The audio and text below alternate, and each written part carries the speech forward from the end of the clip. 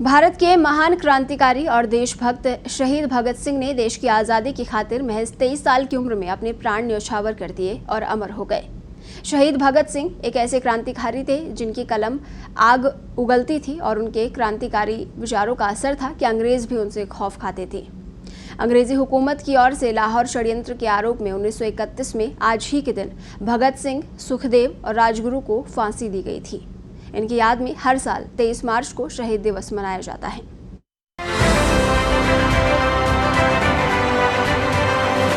देश को अंग्रेजों की गुलामी से आजाद दिलाने में अहम भूमिका निभाने वाले क्रांतिकारी भगत सिंह, शिवराम राजगुरु और सुखदेव थापर को आज ही के दिन 23 मार्च 1931 को फांसी पर चढ़ाया गया था और इन तीन देशभक्तों ने हंसते हंसते शहादत को गले लगा लिया था। भगत सिंह, राजगुरु और सुखदेव की याद में ही हर साल 23 मार्च को शहीद दिवस मनाया जाता है। भगत सिंह ने अंग्रेजों से लोहा लिया और असेंबली में बम फेंककर उन्हें सोती नींद से जगाने का काम किया था। असेंबली में बम फेंकने के बाद वे भागे नहीं और जिसकी वजह से उन्हें फांसी की सजा हो गई। भगत सिंह का मानना था कि जिंदगी तो सिर्फ अपने दम पर ही जी जाती है। भगत सिंह कहते थे कि आमतौर पर लोग जैसे जीते हैं वे उसी के आदी हो जाते हैं। वे बदलाव में विश्वास नहीं रखते और महज उसका विचार आने से ही कांपने लगते हैं। ऐसे में यदि हमें कुछ करना है तो निष्क्रियता की भावना को बदलना होगा। हमें क्रांतिकारी भावना अपनानी होगी। भारत के वीर स्वतंत्रता सेनानी भगत सिंह का जन्म पंजाब प्रांत में लायपुर जिले के बंगा में 28 सितंबर 1907 को पिता किशन सिंह और माता विद्यावती के घर हुआ था।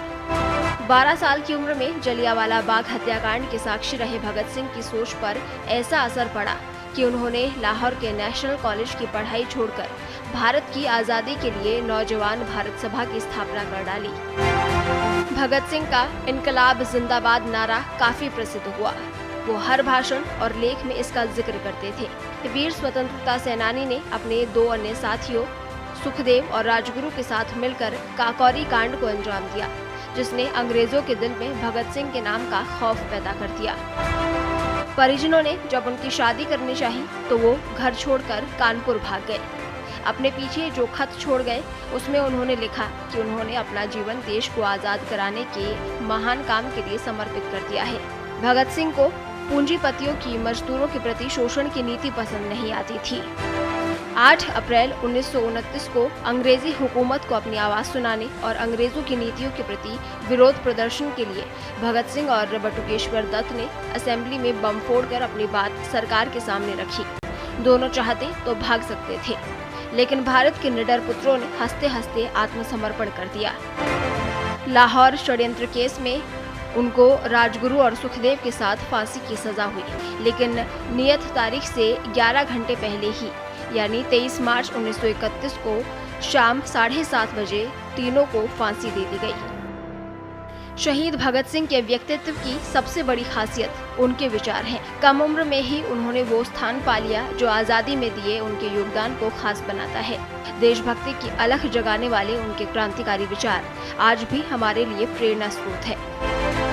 ब्यूरो रिपोर्ट, पत्रिका टीवी।